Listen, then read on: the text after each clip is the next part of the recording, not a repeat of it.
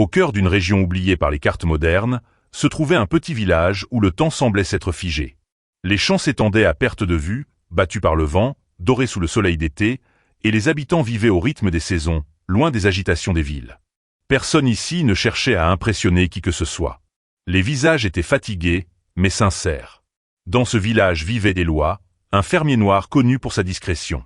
Peu de gens savaient vraiment qui il était. Il travaillait la terre comme ses ancêtres l'avaient fait avant lui, avec une patience presque religieuse. Chaque jour, il touchait le sol comme on touche la peau d'un vieil ami. On le croyait simple, sans instruction. Un homme du peuple, rien de plus.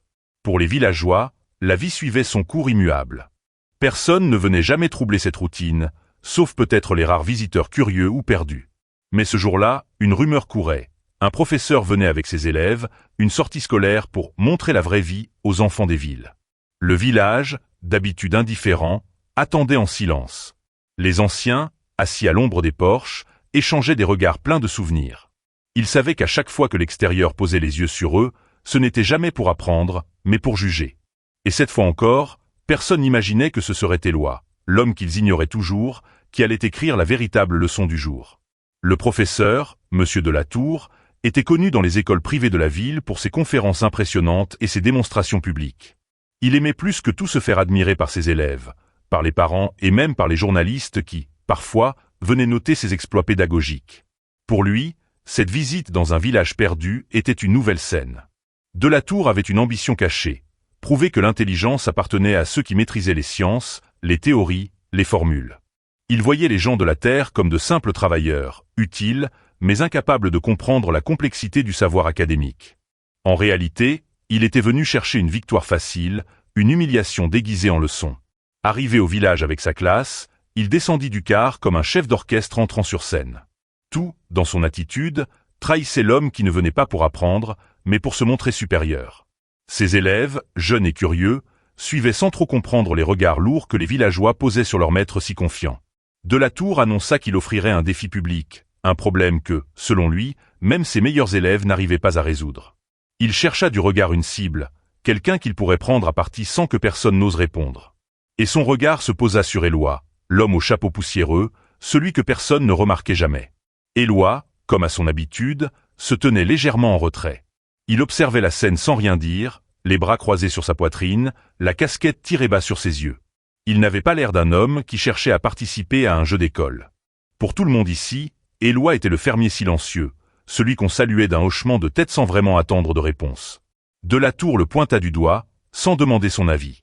« Vous, monsieur, dites-moi, savez-vous résoudre une vraie question scientifique? Allons, montrez-nous ce que vous savez. » Un murmure passa dans la foule. Certains rirent discrètement. Personne n'imaginait une autre issue qu'un silence gêné ou une réponse maladroite. C'était la coutume, après tout. On regardait Éloi sans vraiment le voir. Éloi leva lentement les yeux. Son regard croisa celui de la Tour. Pas de défi dans ses yeux, pas de peur non plus. Juste cette lumière tranquille, comme s'il comprenait quelque chose que personne d'autre ne pouvait voir. Il ne répondit pas tout de suite, se contentant de hausser légèrement les épaules, comme si la provocation glissait sur lui comme la pluie sur une feuille. Le professeur, croyant tenir sa victoire, sourit avec condescendance. Il était persuadé que l'affaire était réglée avant même d'avoir commencé. Mais il ne savait pas qu'en choisissant Éloi, il venait de tirer la mauvaise carte, celle qui allait retourner toutes les certitudes et laisser une marque que le village n'oublierait jamais. Le quart de l'école était arrivé ce matin-là sous un soleil écrasant, soulevant un nuage de poussière sur la route de terre. Les enfants, tirés à 4 épingles, descendaient en riant, s'étonnant de voir autant d'espace, autant de silence. Pour eux, cette visite n'était qu'une excursion de plus, un prétexte pour manquer les cours et voir des gens simples travailler la terre. Les villageois avaient continué leur tâche comme si de rien n'était, habitués à ce genre de théâtre. Les plus jeunes observaient depuis les fenêtres, tandis que les anciens restaient assis sur les marches, les bras croisés, le regard en coin. Éloi, lui, s'était contenté de continuer à retourner la terre de son potager, comme si l'agitation ne le concernait pas.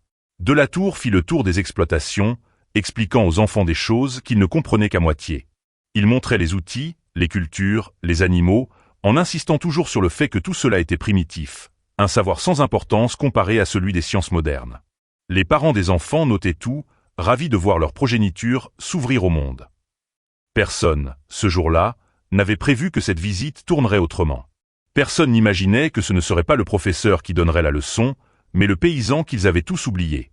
Et pourtant, à cet instant précis, sous la lumière crue du midi, l'histoire du village était déjà en train de changer. Delatour, sûr de lui, commença à faire ce qu'il faisait le mieux, parler fort pour impressionner la foule. Il expliquait comment les mathématiques réglaient le monde, comment la science dominait la nature, comment l'intelligence se mesurait en équations, en théorèmes, en diplômes accrochés au mur. Il se posta au centre de la place, demanda à ses élèves de sortir leurs carnets, et s'adressa à la foule. « Je vais poser une question qu'aucun élève de ma classe n'a encore su résoudre cette année.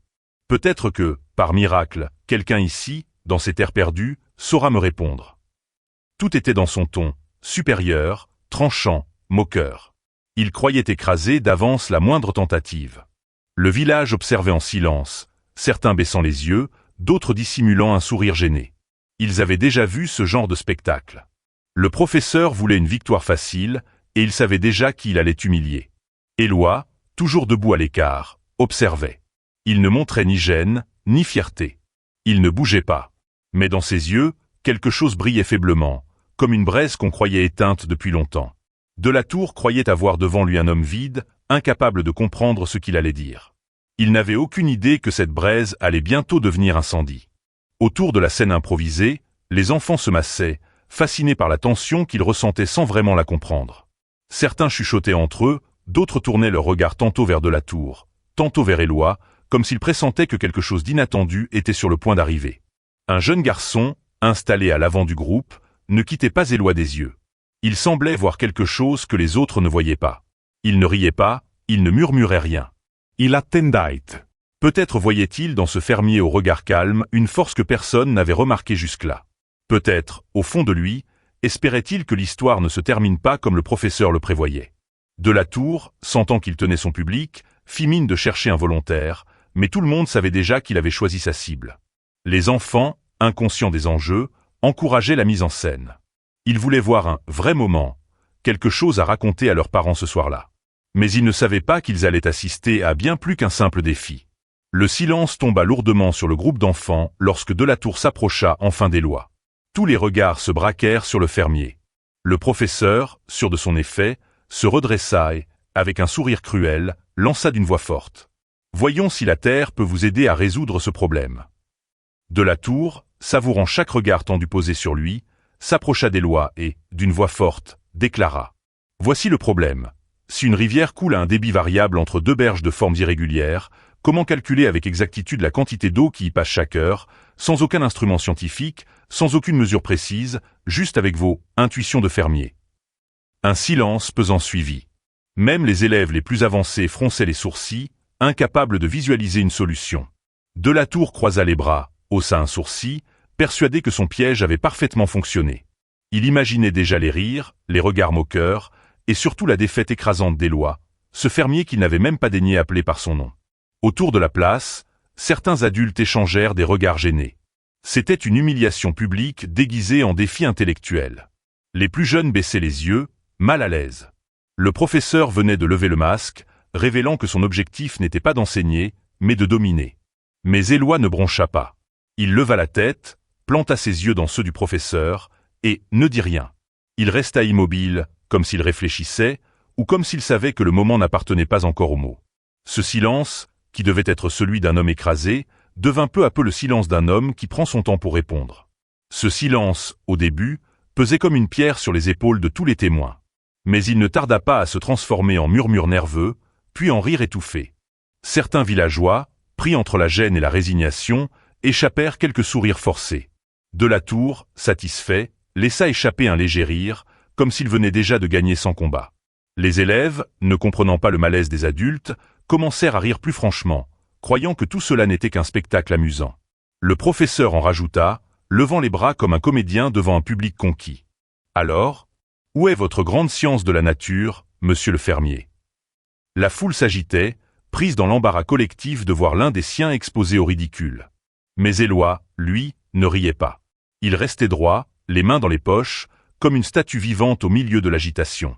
Il observait Delatour, non pas comme un ennemi, mais comme un homme qui ne savait pas ce qu'il venait d'ouvrir. Le fermier laissait le silence s'étirer volontairement, refusant de répondre sous la pression, comme s'il contrôlait le rythme sans que personne ne le comprenne. Puis, enfin, il fit un pas en avant. Il tourna lentement la tête vers la rivière, juste à la lisière du champ. Ses yeux brillaient d'une étrange lumière, celle des hommes qui voient plus loin que ce qu'on leur présente. Et sans dire un mot de plus, il se mit à marcher vers la terre nue, comme s'il allait chercher la réponse là où le professeur n'avait même pas pensé regarder. De la tour, voyant Éloi s'éloigner en silence vers le bord du champ, crut qu'il tentait d'éviter l'humiliation en fuyant discrètement la scène. Il leva la voix pour appeler la foule à lui, transformant la question en une véritable arme publique, une morsure destinée à laisser une cicatrice devant tous les témoins. « Allons, monsieur. Ne tournez pas le dos à la science. Où est votre réponse? Ce n'était qu'un simple problème, vous souvenez-vous? Ou bien, est-ce trop complexe pour un homme de la terre ?» Les rires, cette fois, furent plus nombreux, plus méchants. Même certains adultes baissèrent la tête, incapables de soutenir le regard d'Éloi. La scène ressemblait à une exécution lente, où chaque mot du professeur pesait comme un coup de marteau sur la dignité du fermier. Éloi, pourtant, ne répondit toujours pas. Il s'agenouilla près de la terre, ramassa une poignée de sable humide entre ses doigts, puis se releva lentement. Ses gestes étaient simples, sans effet théâtral, mais leur lenteur força la foule à ralentir son rire, intriguée malgré elle par ce qu'il allait faire. Le professeur croisa les bras, visiblement amusé, persuadé qu'Éloi venait de céder au ridicule. Mais ce que Delatour ignorait, c'est que chaque mouvement du fermier était une réponse en soi, une invitation à regarder là où personne n'avait eu l'intelligence de poser les yeux, la terre elle-même. Éloi se redressa lentement, la paume encore ouverte, laissant couler entre ses doigts le sable brun qu'il venait de ramasser. Son regard était désormais fixé sur la rivière, comme s'il y lisait une vérité invisible aux yeux de tous les autres.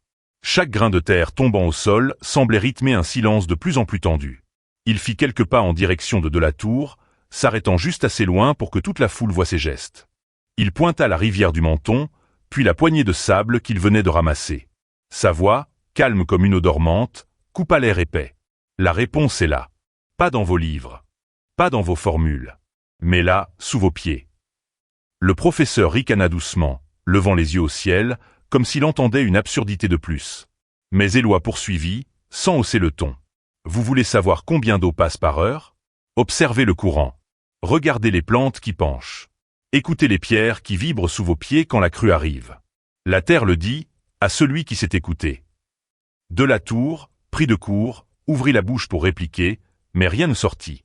Car pour la première fois, tous les yeux s'étaient tournés vers Éloi, non pas pour rire, mais pour écouter.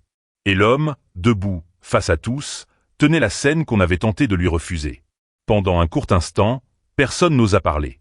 Les adultes se regardaient, incertains de ce qu'ils venaient d'entendre. Mais Delatour, piqué dans son orgueil, explosa d'un rire forcé, brisant le silence comme un coup de tonnerre. Il se tourna vers ses élèves, cherchant à relancer son spectacle. Vous voyez? Voilà pourquoi l'éducation est importante, mes enfants. Parce que sinon, on finit par écouter la rivière et les cailloux, comme s'ils murmuraient des équations magiques. La foule éclata d'un rire nerveux, pas aussi franc que celui qu'espérait le professeur. Car quelque chose dans l'attitude d'Éloi, dans sa posture tranquille, continuait de troubler ceux qui le regardaient. Le rire de Delatour sonnait creux, comme s'il essayait de reprendre le contrôle d'une situation qui lui échappait. Éloi resta immobile, son regard planté dans celui du professeur, sans broncher. Il ne semblait ni humilié, ni agacé. Il attendait, comme s'il savait que le moment du renversement n'était pas encore venu, que le professeur devait aller au bout de son arrogance avant de pouvoir vraiment entendre. Et ce moment arriva plus vite que prévu. Car un des élèves, un garçon au fond du groupe, leva timidement la main, les sourcils froncés, les yeux brillants d'une curiosité nouvelle.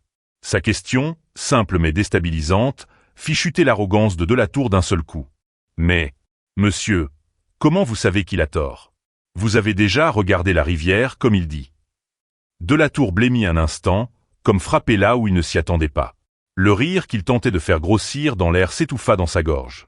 Il tenta bien de reprendre contenance, regardant le garçon d'un air supérieur, mais ses gestes trahissaient une nervosité soudaine. Voyons, ce n'est pas ainsi qu'on mesure quoi que ce soit.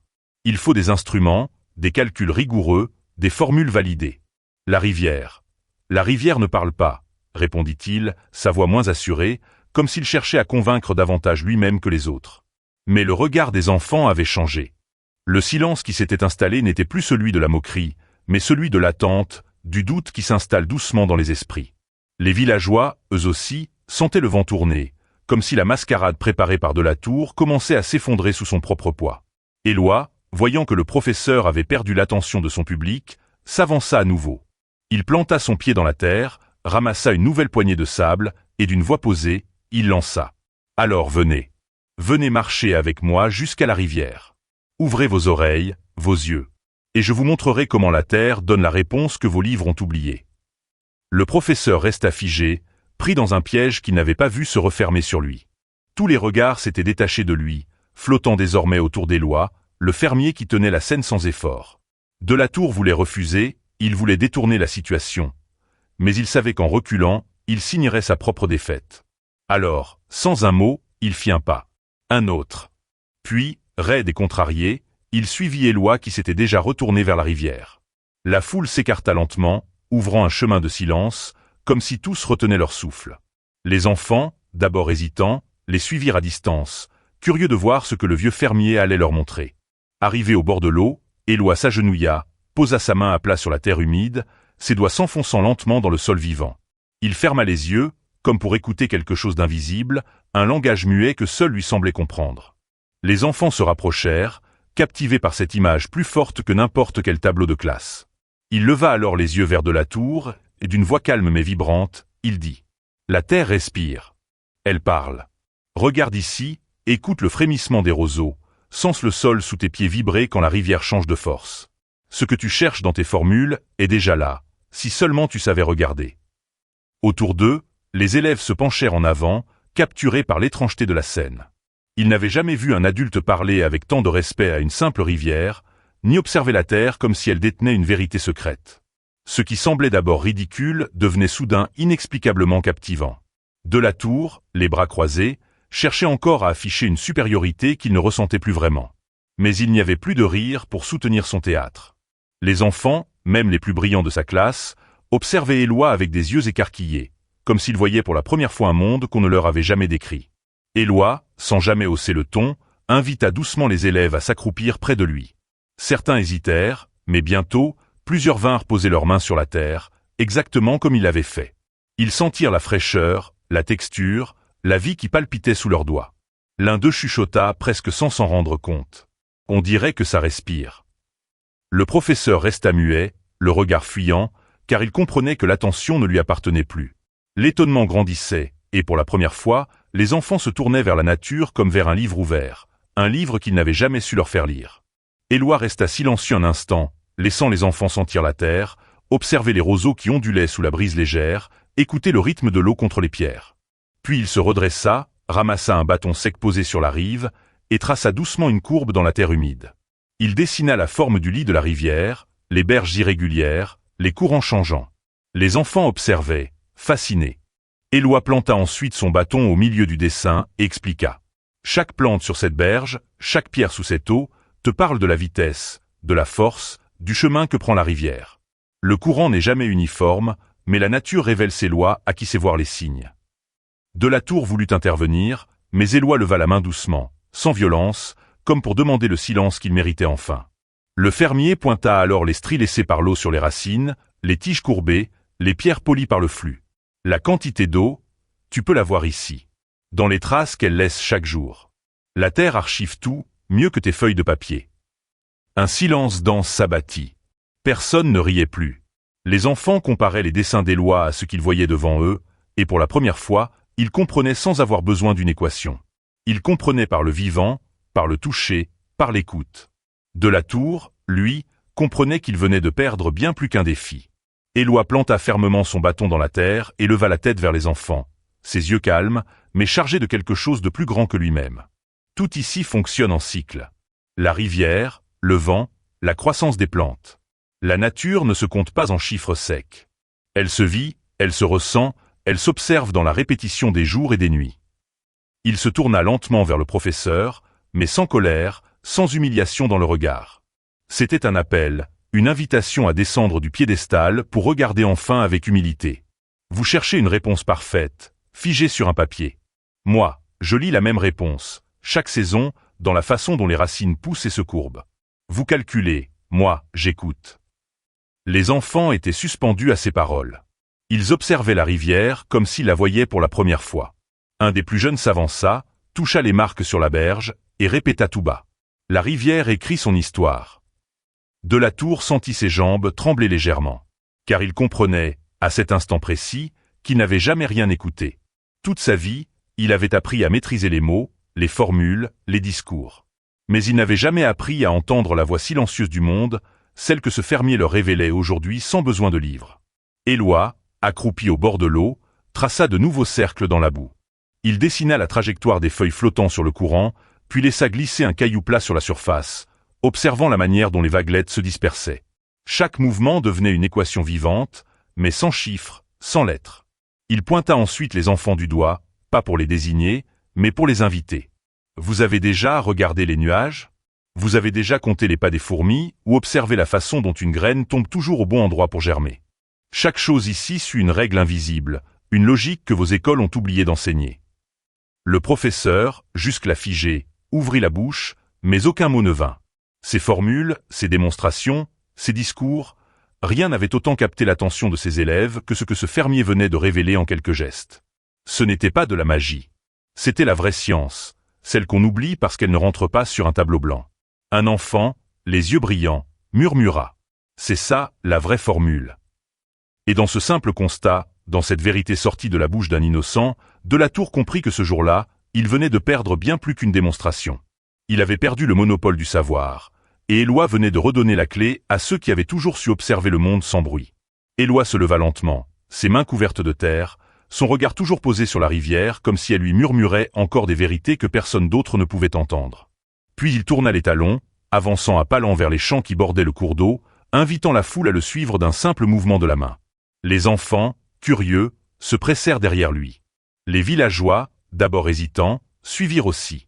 Même Delatour, incapable de se résoudre à partir, s'avança à contre-cœur, comme pris dans un courant qu'il ne contrôlait plus. Éloi s'arrêta au milieu d'un champ de maïs, s'accroupit, et posa sa main sur le sol une nouvelle fois. Ici, dit-il, chaque plante pousse selon une géométrie que mes ancêtres connaissaient. Chaque sillon, chaque espace entre les rangs, chaque saison, tout est calculé par les lois de la terre, pas par des chiffres qu'on inscrit sur un tableau, mais par le vivant lui-même. Il leva une poignée de terre, la laissa s'échapper entre ses doigts, et ajouta. Ici sont gravées des formules plus anciennes que vos livres. Chaque récolte, chaque année, m'apprend ce que le vent, la pluie et la rivière savent depuis toujours. Le calcul est là, dans le rythme des choses. Et ce fut là, au milieu de ces sillons tracés avec une précision parfaite, que les enfants comprirent que le savoir n'avait jamais quitté ces terres.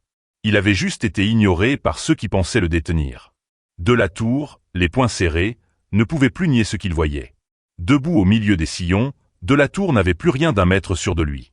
Son sourire s'était figé, puis avait lentement disparu, remplacé par une expression qu'il n'avait peut-être jamais montrée à ses élèves. Le doute. Tout ce qu'il voyait devant lui contredisait son scénario parfait, celui où le fermier devait être humilié, réduit au silence.